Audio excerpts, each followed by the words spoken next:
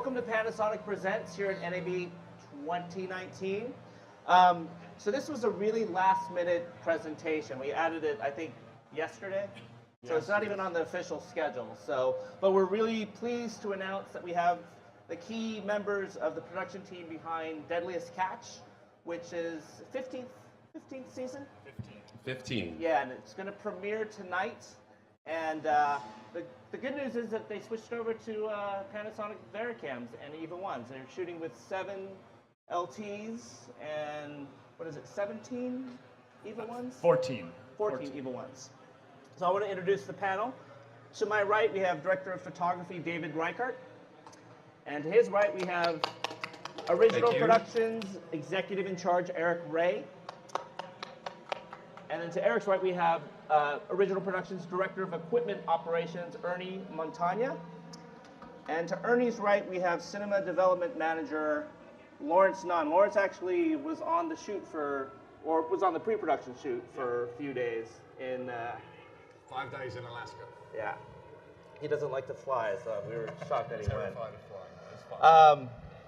So I wanted to start the panel off with just for each one of you to kind of give us a big picture-wise, what are the biggest challenges for each of you on the show, or to shoot a show like this? Right, so I mean, you can imagine Deadliest Catch has some very specific shooting circumstances. Out on the boats, out in the middle of the Bering Sea, the equipment takes a beating. So that is one thing that we have to consider with this stuff. And then the other thing is these guys, we don't have a lot of room on the boat, so we have to send them out there to fend for themselves. These are our shooter producers out there. And they have to shoot these cameras all day long because they can't miss, a lot happens and we can't miss it. So the cameras have to be user-friendly in the sense that they just can manage them themselves. So they can't be too heavy. They have to hold these things up a lot. And just as far as, operating and all that kind of stuff, they just have to be a really user-friendly system. And so those are kind of the two main considerations. And the other thing that we've been working at for now 15 years is to make, we want the show, we've changed it a lot. From PD-150s back in the day to we were with X5s and X7s or Z5s and Z7s for a while. But now we've really started pushing the show in the last 7 years. And we want it to be like a beautiful cinematic show. And so we're trying to find the cameras that will give us that. And so, we do a camera test every year. We line all the cameras up and we look at the cameras. And for a few years, we've liked what the Panasonics have done for us. And finally, we just got the support from Panasonic, with the help of Panasonic, to do it. So that's how we ended up with these two different cameras. And there's one other thing that's important with our cameras is expendability, because of the conditions, there no doubt is loss out there. So that's where when the EVA showed up, the EVA1 showed up, suddenly we had a camera that could complement the LT, because we shoot one camera in the wheelhouse and the other camera has to live on the deck of these boats. And that poor camera is going to suffer. So with really the price point of that, we knew that we could lose those and not, blow our whole production. So that's kind of really where we landed. And then there's one last thing was, half the shoot is at night. And so the dual ISO was really important for us. Yeah, and so my job is I'm working from the budget perspective, from safety and logistics. And when David came to me and said that he wanted to work with Panasonic and get the VariCams on the show, I mean, we were just so excited because each year, you wouldn't believe the amount of effort that the David and the rest of the camera team puts into trying to make the show the absolute best that it can be. So we were all super excited. I mean, we've known of we know the VariCam has been out for quite some time. EVA1 is new, and I think that when we saw the pairing that they could provide for the show, we knew that it was going to be a great match. So I think, working with our vendor, working on price, trying to figure out a way to get 21 of these cinematic cameras across the fleet. We had a lot of support, and I think that like David also kind of touched on that dual ISO, and All of those features of the VariCam and EVA. Well, just kind of getting our camera team excited about all of the new features that they now have access to. That kind of puts them on a spiral of making the show great. So all of those things kind of together gets everyone super excited, and it's going to be a great season. So at Original Productions, we purchase our own equipment and use it on our own shows. So adding Panasonic to our arsenal was a huge investment for us. It was a great investment. And it allows all of our other shows to step up their game and use a more high-end camera than we're accustomed to. And with Panasonic on my end, I deal with the service part. And Jimmy and the service guys out in Burbank have been phenomenal. I mean, they've come through, at 0 hour and gave us everything we needed to continue on shooting. So it's been a great experience. So can you guys just sort of map out, there's so many cameras that you guys are doing. How are they used on the boats? Just give us an overall map of how they're used. Okay, so yeah, we got a lot of cameras for this show because, so each boat, we have 7 boats out there. And each boat, we have 4 fixed cameras running on each boat all the time. They run 24 hours a day, 7 days a week, and you can imagine what they're there is to catch whether it's a pot falling on some poor crabber or a captain in a wheelhouse freaking out because I don't know, he almost ran into something or whatever. So we have a captain's cam, and then we have on the deck we have 2 fixed cameras. One is up high, and it just covers the boat plus the ocean around it. That's really there to see big waves come through, and the other one covers kind of all the action that the crabbers are doing, which is really, if you see the show, it's the block where the pots come over the rail to the launcher where the pots come in and out over the rail.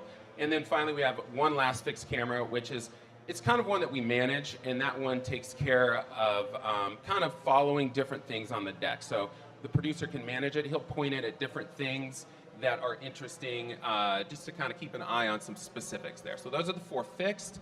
And then in the wheelhouse, we have a shooter producer up there, and he basically covers the captain. The captain really tells the story.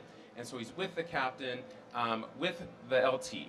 And you can imagine what this shot is. It's a guy in front of a window, which is not an easy shot, and the LT was beautiful for us. We've struggled with that shot in the past, trying to hold the details outside. So he covers that, and then on the deck we have a shooter producer out there. His job is just to be there as much as he can. That is a miserable job out there. And as you can guess, is the time to be there is when the weather's at its worst. And so that's when we're like, get out there, go, and don't puke, and that's when we make our stories. So he has got the EVA1. He's out on the deck taking care of that. And then in addition to that, the other cameras that we have, we use some specialty stuff, which are some gimbals. That what we found with some little gimbal systems is we start to see the roll of the boats, which has been really interesting for us. And then also, of course, some GoPros. We've got those going all over the place. And then we also shoot aerials. And then there's a boat, another crab boat with a gimbal, large, like a GSS gimbal, in fact, on it, that is following the fleet around for the boat to boat. And then finally, we do an underwater shoot every year where we get boat hulls going overhead. We dive. This year we welded 15 attachment points for cameras underneath the boat to film the movement of the rudder and the spinning of the propeller and all the activity under the boat, to crab pots coming over and all that kind of stuff. So did I miss any cameras? We have a lot of cameras. GoPro. And GoPros all over the place too. So you mentioned you wanted a different look for this particular season. What drew you towards Panasonic as far as the look of the camera? Well, we liked, when we talk about the look of the Panasonics, really and this word is used a lot, but it was a cinematic look. That's really what we want our show to look like, a reality movie. That's what we tell ourselves and talk about a lot.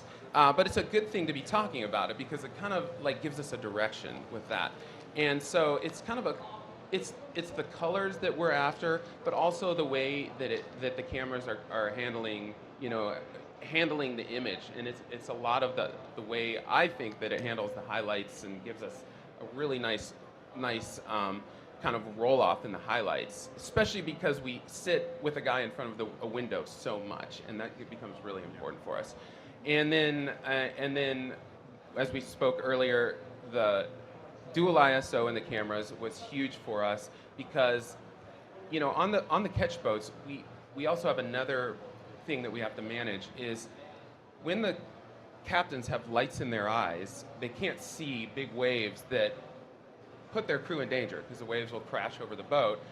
And so we're trying to light the captains in the wheelhouse to give them a nice look, but they always freak out and make us shut our lights off, and we're struggling to get anything nice out of that. So that's one thing that we really wanted to be able to do is get these extremely sensitive cameras, the LT in fact, to be able to use low enough light levels, but still be able to use, we use a lot of light gear and Roscoe light panels and all kinds of stuff in the wheelhouse, and we try to get the ratios with the captains, but the levels are so low on that they'll put up with it because of the camera. So that's what we've done with that. Well, this season it's gone, a fraction of what we've done in the past because of that dual ISO. It essentially has allowed us to see in the dark. So what that really leads to is just a more authentic product, less adjusting lights, less stopping down,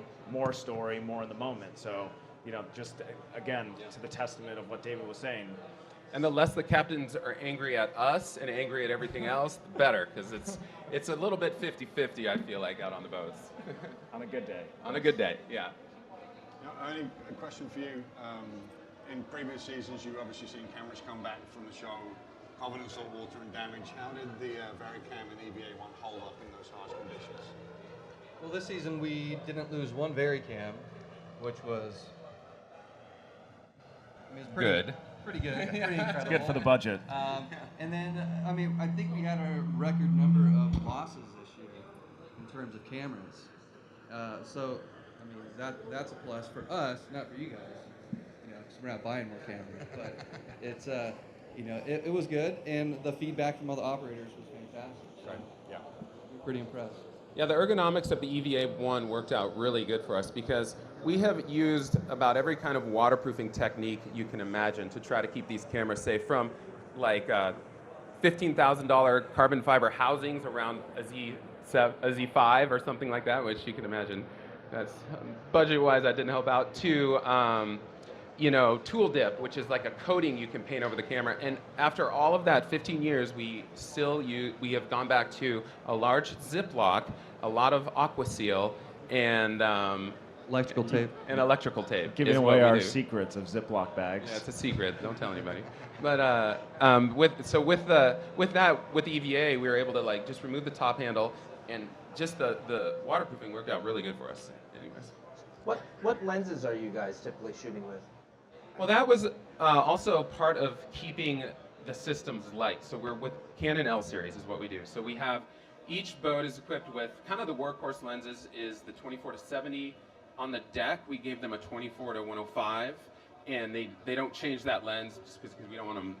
Their cameras are literally wet the whole time, so we don't want them taking it off. And we also have 16-35s with them. At night in the wheelhouse, we use a 35 and a 50 prime, and then we have a 70-200. Can you explain your on-set workflow, the process? Were you shooting 4K, 1080? What editing systems were you using? And did you use any particular lookup tables? Well, this was actually one of the biggest challenges when David said that he wanted to switch to the VariCam EVA, because we quickly realized that the volume of the media was going to quadruple, because we've always shot, we talked about all those cameras running 24 hours a day. We've always shot 30, 32, 35,000 hours this season. So 35,000 hours of material, but 5 or 6 years ago, some of that was on tape. And now, as we've gone into the digital age, we've had to kind of figure out the workflow. And this season, even though we didn't shoot many more hours than we had before, the density of the files were 4 times the size. I mean, in season 14, we shot about 320 terabytes. This year, we shot 1.5 petabytes. So that's 1,500 terabytes of footage that is essentially filmed in the middle of the Bering Sea, the most wild conditions of all time. So we had to really come together and figure out how are we going to capture these beautiful images and get them back to Burbank and not kill anyone. So as far as the workflow is concerned, we consulted with G Technology, which they were great partners to work with, as well as just our amazing media management team, Hattie Beanlin and Tristan Feeney. And both of them, along with us, David crunching numbers every other day for every different codec. Because Eric kept saying, no, not this one. And so I'd have to, too big. Well, David starts, he says, okay, yeah, we're going to start at the best. Okay, all right, well, let's go look at the numbers. Okay, there's too many commas in that dollar amount. So, we eventually found a codec that was great. What codec are we on? So we ended up shooting on ProRes 422HQ is what we did. So, the workflow is, you've got obviously the point of capture on the boat, and it's up to the camera, the DP producer on the boat to, get the files from the camera onto the master backup. When they land in when they land in Dutch Harbor, we do a swap of the media. We give them fresh, we take it, and then we have our big media station in Dutch Harbor where it's a series of, cycling SSD cards into and burning them onto LTO tape, and also just stacks and stacks of those 16 32 terabyte drives. This season we started to use some of the Shuttle XL drives that were super helpful and very, very fast, all Thunderbolt 3.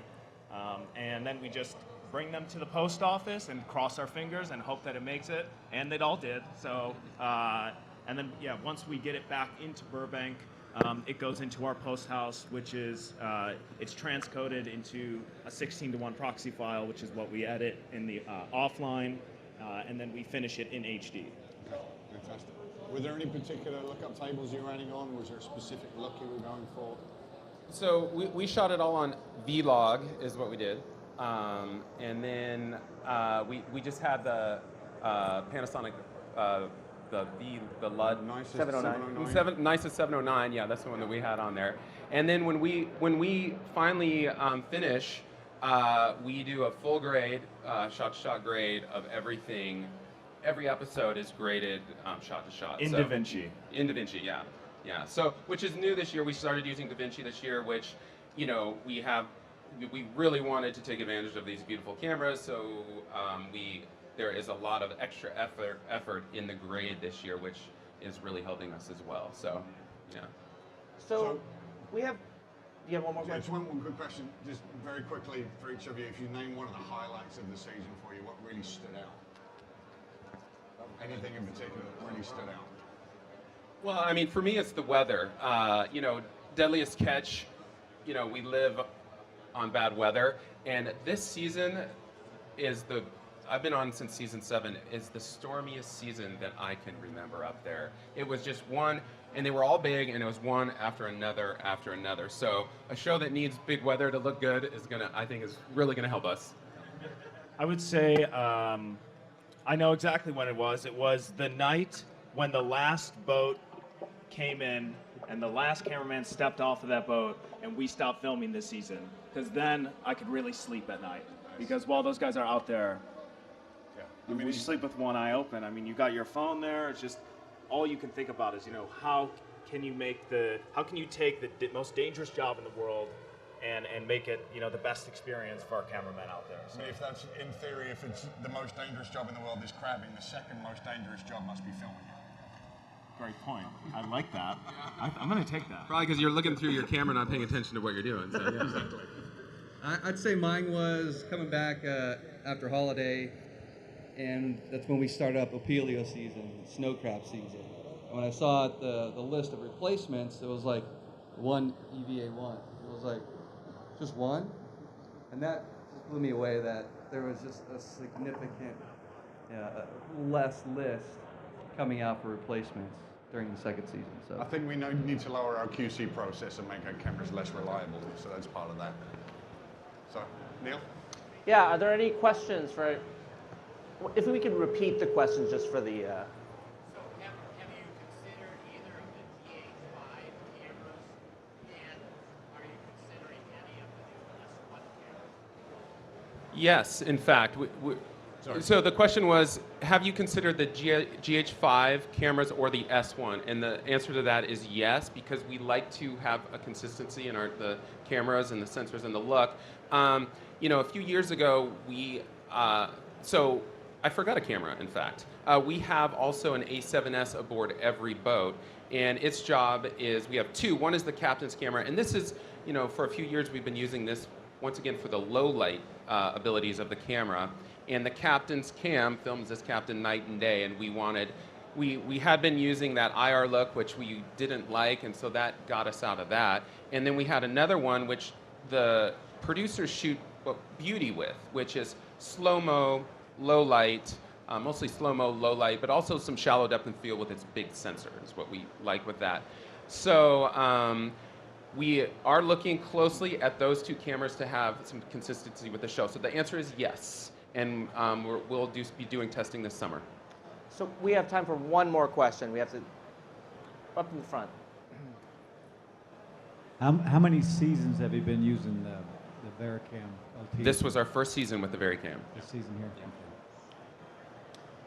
Okay, thank you very much for coming. I'd like to thank the members of Original Productions for coming, and doing this very last minute. We totally appreciate it. And please, if you get a chance, visit the other end of the booth where we have the EVA1 and the VariCam LT, and you can try out and visit Lawrence in the dark stage area and see how dual native ISO works. And don't forget tonight.